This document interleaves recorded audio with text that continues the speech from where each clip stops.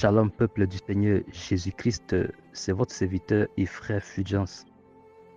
Que le Seigneur dans son amour infini nous accorde la grâce de persévérer dans la sanctification, dans l'humilité, l'obéissance à sa parole, la piété, l'honnêteté, qu'il nous accorde la grâce d'être disciplinés en tant qu'enfants en Christ, qu'il nous rende davantage sages pour ne pas que nous laissions notre cœur dans la séduction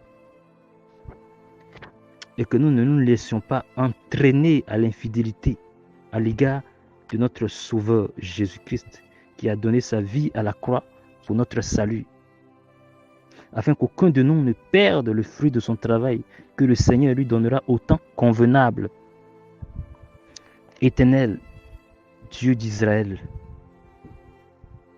je te supplie de venir prendre les rênes de ce moment d'exhortation. Viens, Seigneur, et utilise ce canal selon ta miséricorde et communique ta volonté à ton peuple. Que le cœur de ton peuple reçoive instruction de ta part pour être connecté à toi, à la vérité, notre Père céleste. Que ta miséricorde et ta puissance se manifestent au nom puissant de notre Seigneur et Sauveur Jésus-Christ de Nazareth. Gloire et honneur soient rendus à l'agneau de Dieu qui m'accorde le privilège de venir livrer ce message d'exhortation à moi et à tout son peuple. Et j'annonce rapidement le thème de l'exhortation. Serviteurs de Dieu, ne tolérez jamais le désordre dans l'église du Seigneur Jésus-Christ, sinon il vous chargera de la peine de toute l'assemblée. Verset biblique à l'appui. Luc chapitre 12, verset 48. Timothée chapitre 3, verset 11 à 15. 1 Samuel chapitre 2, verset 29 et 1 Samuel chapitre 3, verset 13. Amen. Luc chapitre 12, verset 48 que je lis au nom puissant de Jésus-Christ. Mais celui qui ne l'ayant pas connu a fait des choses dignes de châtiment sera battu de peu de coups. On demandera beaucoup à qui l'on a beaucoup donné, et on exigera davantage de celui à qui l'on a beaucoup confié. Amen. Vous savez, peuple de Dieu, dans l'assemblée de Christ, chacun a sa charge, et chacun rendra aussi compte de comment il a géré sa charge.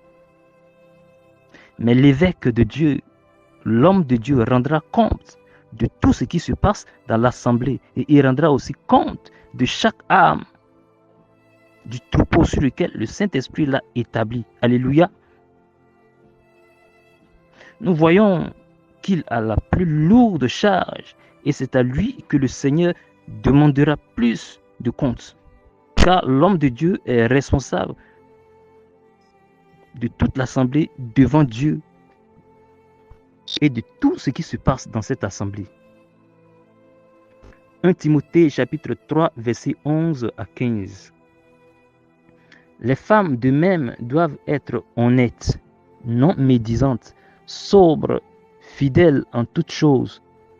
Les diacres doivent être maris d'une seule femme et diriger bien leurs enfants et leur propre maison.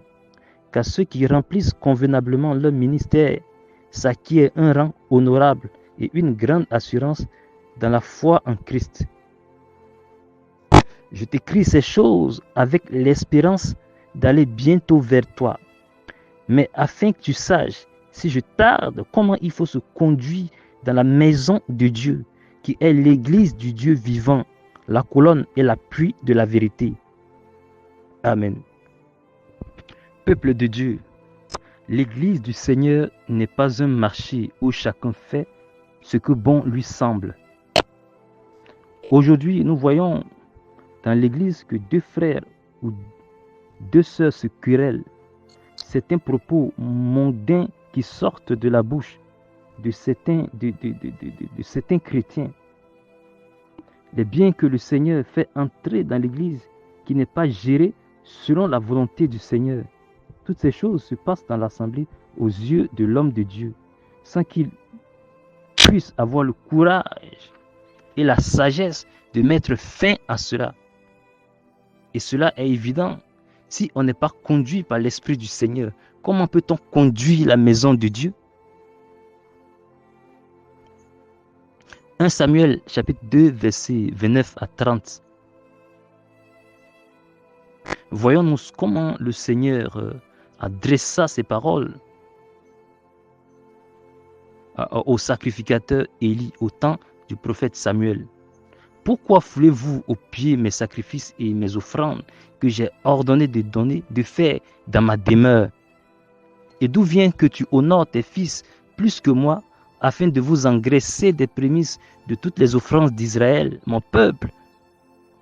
C'est pourquoi, voici ce que dit l'Éternel, le Dieu d'Israël. J'avais déclaré que ta maison et la maison de ton père marcheraient devant moi à perpétuité.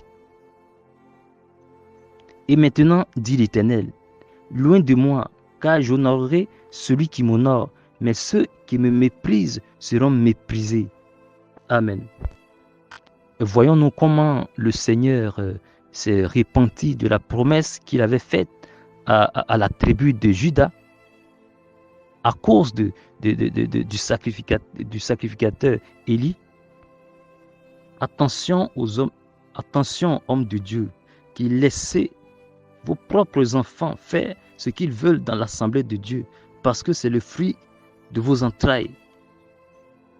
Et vous ne voulez pas agir envers eux selon la parole de Dieu. Parce que vous avez commencé à aimer vos enfants selon la chair plus que Dieu, au point de ne pas les reprendre, même s'ils commettent le désordre dans l'église. N'avons-nous pas lu ce que Dieu a dit? Celui qui aime son fils plus que moi n'est pas digne de moi. Repentez-vous aussi, hommes de Dieu, qui pensez que la dîme et les offrandes sont vos salaires personnels. Tous ces hommes de Dieu qui se servent de tout ce que le Seigneur fait entrer dans sa maison, ceux qui se servent de ça selon leur propre volonté. Repentez-vous pendant qu'il est encore temps, car il n'y a pas une deuxième chance pour se repentir. La repentance, c'est maintenant. Amen. 1 Samuel chapitre 3 verset 13. Je lui ai déclaré que je veux punir sa maison à perpétuité à cause du crime dont il a connaissance et par lequel ses fils se sont rendus méprisables sans qu'il les ait réprimandés,